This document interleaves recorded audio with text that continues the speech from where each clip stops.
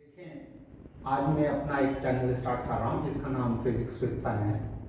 इस चैनल को शुरू करने का उद्देश्य मेरा ये है कि पिछले 2 साल में जो कोरोना काल रहा है उसमें जो 9th का बच्चा था या 10th का बच्चा था उसका बेसिक कॉन्सेप्ट बिल्कुल जो पहले भी आता था उससे भी ज़्यादा लोअर साइड में चला गया। यानी वो बच्चा क्लास में बहुत ज़्यादा कॉन्सेंट्रेट होकर बातों को समझ नहीं पाता है, एक बात। नंबर 2 बात, जिस तरह के कॉलेज में हम लोग पढ़ा रहे हैं जो कि माध्यमिक कॉलेजेस हैं, मैक्सिमम कॉलेज में, मैं ये नहीं कहता कि बहुत सभी कॉलेजों में ऐसी हालात हैं, लेकिन मैक्सिमम कॉलेज में हमारे पास बच्चा बहुत सामाजिक रूप से पिछड़ा हुआ आता है, जो कि दुकानों पे काम कर रहा है, स्कूल में लगातार नहीं आ रहा है।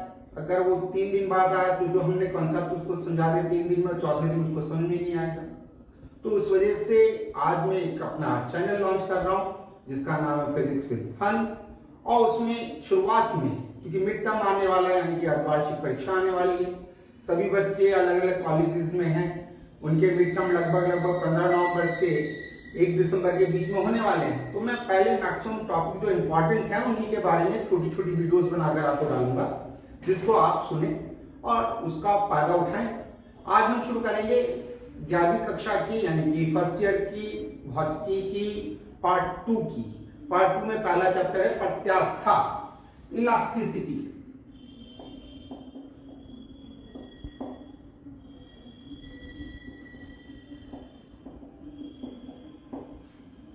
और इसका पहला टॉपिक है विरूपक बल, इंग्लिश में कहते हैं डिफॉर्मिंग फोर्स। इंग्लिश में क्या कहते हैं? Deforming force.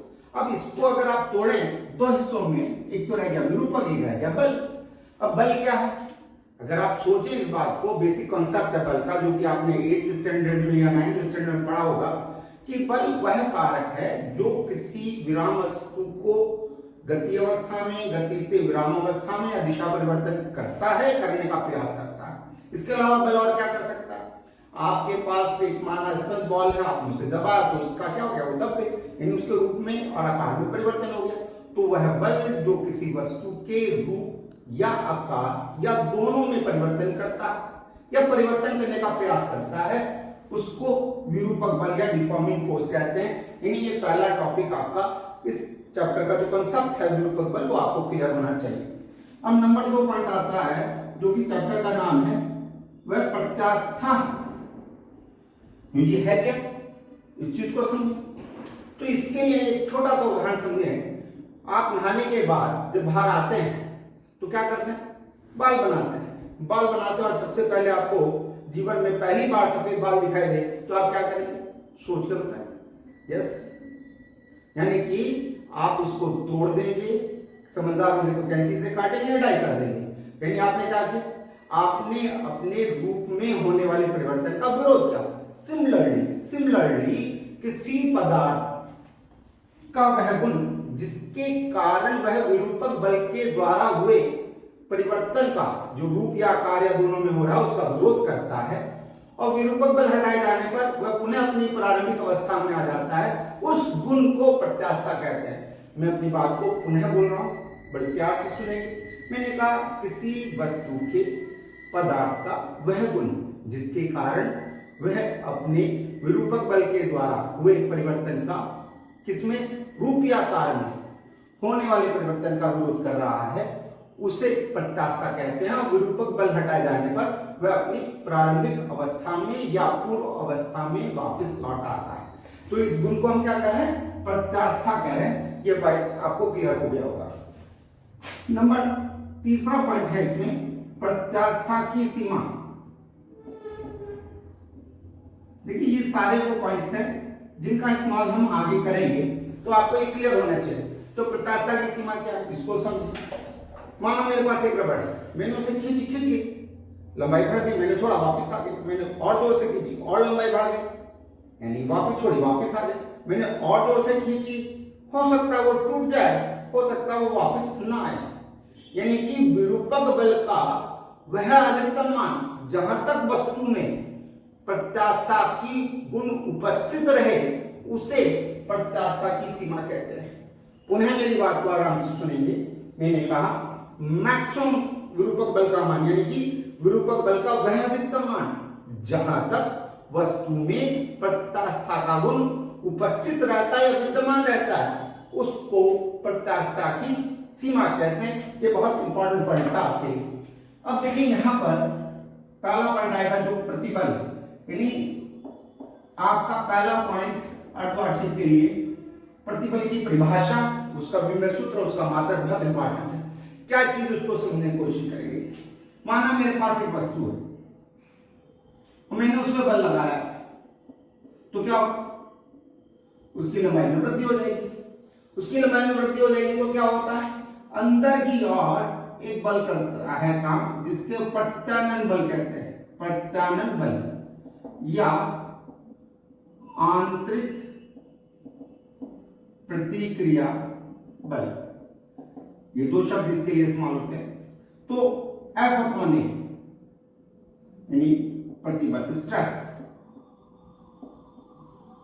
अगर मैं एक और एक ले लूं, एक मतलब एकांक, तो क्या कहते हैं, साम्यावस्था में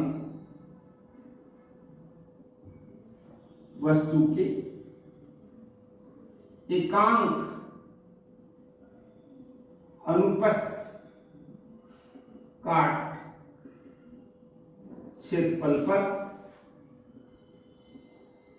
कार्य करने वाले आंतरिक प्रतिक्रिया बल को प्रतिबल कहते हैं।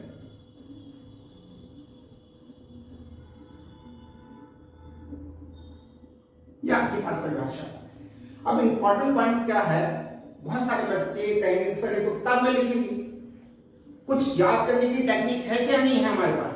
बिल्कुल है। वो बच्चे जो कमजोर हो समझे यहां पर, ए मतलब अनुप्रस्थ काट क्षेत्रफल। अब कोई कहे कि अनुप्रस्थ काट क्षेत्रफल क्या, ऐसे भी बच्चे हैं जिनको नहीं पता अनुप्रस्थ काट क्षेत्रफल। तो आप देखते हैं आपके घरों में जब आप खीरा काटते हैं तो आपकी माताजी खीरा कैसे काटती हैं, ऐसे लंबवत, यानी कि गोल गोल हिस्से में कटता है, वह अनुप्रस्थ काट। और माना आप सड़क किनारे कहीं खीरा खाएं, वो कैसा काटता है, किसके अनुदिश, खीरे के जो अक्ष है उसके अनुदिश, यानी लंबी फांक आपके पास आएगी, वो अक्षय काट है। और ये कैसी काट है, ये आपके पास अनुप्रस्थ, वो कैसी, ये वाली काट कैसी है, अनुप्रस्थ काट है। तो यहां पर आपके पास क्या आ गया, एकांक। एकांक मतलब एक। तो देखो एक ले लिया मैंने, तो अब ऊपर क्या आ गया, अब बराबर प्रतिबल आ गया। और याद रखिएगा मैंने बोल तो दिया बराबर, लेकिन बराबर नहीं बोल सकते आप इसको, क्योंकि दोनों के जो मात्रा अलग अलग है। देखो इसका न्यूटन है, इसका न्यूटन पर मीटर स्क्वायर, तो बराबर तो नहीं बोलना। अब आपके पास क्या चीज है उसको ध्यान देंगे। साम्यावस्था में, साम्यावस्था क्या होती है, साम्यावस्था वो होती है जब किसी वस्तु के अंदर जो परमाणु अणु होते हैं उन पे नेट बल जो होता है, परिणामी बल जो होता है वो शून्य होता है। शून्य होता मतलब वो विराम अवस्था में होते हैं। परिणामी बल कैसा है, शून्य है, वो साम्यावस्था। उस वक्त में जो प्रतिक्रिया बल है, आंतरिक प्रतिक्रिया बल है या प्रत्यानयन बल है, वो किसके बराबर होगा, जो बल आपने भार लगाया, ये वाला बल जो आपने भार लगाया, ये इस बल के बराबर होगा। कब, साम्यावस्था में। तो हमने कहा साम्यावस्था में वस्तु के एकांक काट क्षेत्रफल पर कार्य करने वाले आंतरिक प्रतिक्रिया बल को प्रतिबल कहते हैं। आप देख लीजिए एक हो गया, एक हो गया यहाँ पर, तो क्या चीज रह गई, आप चेक करें, आंतरिक प्रतिक्रिया बल, ये F हो गया और ये प्रतिबल हो गया। तो आप इसको सोचें, कंडीशन क्या है, साम्यावस्था में कहां पर काम कर रहा है, अनुप्रस्थ काट क्षेत्रफल पर। कौन काम कर रहा है, आंतरिक प्रतिक्रिया बल काम कर रहा है, उसको हम क्या कह रहे हैं, प्रतिबल कहते हैं। तो इस पूरी बात को अगर लगभग आपने कहूं तो साम्यावस्था में वस्तु के एकांक अनुप्रस्थ काट क्षेत्रफल पर कार्य करने वाले आंतरिक प्रतिक्रिया बल को प्रतिबल कहते हैं। यहां तक आपको समझ में आ गया होगा। अब हम बात करते हैं मात्रक की। देखो F यानी बल आपने क्या पढ़ा, न्यूटन। क्षेत्रफल आपने क्या पढ़ा, मीटर स्क्वायर। तो न्यूटन प्रति मीटर स्क्वायर आपके पास इसका मात्रक आ गया, एसआई मात्रक आ गया। विमेय सूत्र अगर आप चेक करो तो आपने पढ़ा है ml/t - 2 l स्क्वायर, यानी ml-1 t-2। ठीक है, मैं अलग से एक वीडियो बनाऊंगा जिसमें आपको विमेय सूत्र कैसे लिखे जाते हैं वो सारी बात डिटेल में बताऊंगा। फिलहाल जो मैंने कहा है आपसे कि मैं इंपॉर्टेंट पॉइंट डिस्कस कर रहा हूं, तो ये मानते हुए कि आपको विमेय सूत्र सूत्र निकालना आता है, इसलिए मैंने वहां पर डायरेक्ट बोल दिया। अब यहाँ पर प्रतिबल कितने प्रकार का है, ये क्वेश्चन आ रहा होगा आपके लिए। तो आपने किस प्रकार से बल लगाया, उसी आधार पर प्रतिबल काम करता है। यानी कि पहला है अनुदैर्ध्य प्रतिबल, दूसरा है आपके पास अभिलंब प्रतिबल, और तीसरा आपके पास है स्पर्श रेखीय प्रतिबल। यानी मैंने वस्तु की लंबाई का अनुदिश बल लगाया, यानी कोई वस्तु है, तार है, उसके अक्ष का अनुदिश मैंने लगाया, तो ऐसे बल को जब हम कहां लगा रहे हैं, अक्ष के अनुदिश लगा रहे हैं, तो प्रतिबल को अनुदैर्ध्य प्रतिबल कह रहे हैं। यानी वस्तु के प्रत्येक बिंदु पर अगर मैं कैसा लगा दूं, हर बिंदु पर लंबवत बल लगा दूं, तो ये जो बल के कारण उत्पन्न होगा वो अभिलंब प्रतिबल होगा। माना मैंने नीचे वाले को स्थिर कर लिया, यानी कि जकड़ दिया, ऊपर वाले को बल लगाया और ये क्या हो गया, आगे विस्थापित हो गया इस प्रकार से। तो अगर मैंने पृष्ठ पर स्पर्श रेखीय बल लगाया तो उत्पन्न प्रतिबल स्पर्श रेखीय प्रतिबल होता है। तो इस प्रकार से आपने क्या किया, प्रतिबल के बारे में आपने जानकारी प्राप्त की। अब देखिए इसका अगला पॉइंट आता है विकृति। इसको कहते हैं स्ट्रेन। विकृति मतलब किसी वस्तु के आकार या आकार में होने वाले भिन्नात्मक परिवर्तन को क्या कहते हैं, विकृति कहते हैं। यानी मैंने आपसे क्या बताया, किसी वस्तु के आकार में होने वाले भिन्नात्मक परिवर्तन को विकृति कहते हैं। अब अगर आपके पास बल कैसा लगा हुआ था, अनुदिश लगा हुआ था, तो लंबाई में परिवर्तन बटे प्रारंभिक लंबाई, तो ये हो गया विकृति का अनुदैर्ध्य विकृति। अगर मैं कहूं प्रत्येक बिंदु पर बल कैसा लगा रखा था, अभिलंबत लगा रहा था, तो आयतन में परिवर्तन होगा, तो आयतन में परिवर्तन बटे प्रारंभिक आयतन, तो आयतन विकृति। और तीसरी बात आपके पास क्या आएगी, जब आपने यहां पर स्पर्श रेखीय बल लगाया था, तो ऊपर वाली परत बल की दिशा में कैसे होगी थी, विस्थापित हो गई थी। तो कितनी विस्थापित हुई, माना x, और ऊपर वाली परत की स्थिर परत से दूरी कितनी है, एक वैल्यू है, फॉर एग्जांपल l, तो x अपॉन l, ये आपके पास हो गया पाई, ये मैंने पाई बोल लिया, क्योंकि एंगल बहुत छोटा हो तो tan पाई के बराबर होता है, x अपॉन l आगे। तो क्या है ऊपर विकृति कि ऊपर वाली परत जो बल दिशा है उसके दिशा में जब वो विस्थापित हुई है, वो उसका जो विस्थापन है और स्थिर परत से उसकी दूरी का जो अनुपात है वो अपरूपण विकृति कहलाता है। क्या कहलाता है, अपरूपण विकृति कहलाता है। अब कोई पूछे विकृति का मात्रक क्या, तो आप क्या जवाब देंगे, तो ऊपर भी आपके पास क्या दिखाई दे रही, लंबाई, नीचे भी आपको क्या दिखाई दे रही, लंबाई, अर्थात ये एक अनुपात है, इसलिए इसका मात्रक नहीं होता है, इसका मात्रक नहीं होता, ये विमाहीन राशि है, याद रखिएगा ये विमाहीन राशि है। तो विकृति क्या है, प्रतिबल क्या है, ये बातें आपको बेसिक इस वीडियो पर मैं आपको समझा रहा हूं। अब इसमें जो सबसे इंपॉर्टेंट आता है वो हुक का नियम आता है, ये बहुत इंपॉर्टेंट है, आपके यहाँ पेपर में आने की पूरी संभावना रहेगी। कोई भी स्कूल हो, देखिए बेसिक कॉन्सेप्ट पे ही क्वेश्चंस पूछे जाते हैं। तो हुक का नियम था, तो रॉबर्ट हुक एक साइंटिस्ट थे, उन्होंने क्या कहा कि लघु विकृति की सीमा, एक शब्द तो इस्तेमाल ये करते हैं टीचर्स, और एक करता है प्रत्यास्था की सीमा। देखिए कोई भी बात आपको समझानी चाहिए, ऐसा ना हो कि मैं कुछ पढ़ाऊं, आपके टीचर ने कुछ पढ़ा और आप कंफ्यूज हो जाए। कुछ भी शब्दों का इस्तेमाल हो सकता है लेकिन उनका मतलब एक होता है। प्रत्यास्था की सीमा बोलूं, लघु विकृति की सीमा बोलूं, मतलब एक है। तो आपको क्या बताया मैंने, लघु विकृति की सीमा में वस्तु में लगे प्रतिबल, उसमें उत्पन्न विकृति के अनुक्रमानुपाती होता। यानी आपके पास पॉइंट क्या आ गया, आपके पास आ गया प्रतिबल प्रोपोर्शनल विकृति, और इसको आप क्या कर रहे हैं, हुक का नियम कर रहे हैं। अब आप देखिए इसे इक्वेशन के फॉर्म में अगर मुझे कन्वर्ट करना है तो आपके पास क्या चीज आएगी, आप उसको इंपॉर्टेंट देखिए। यहां पर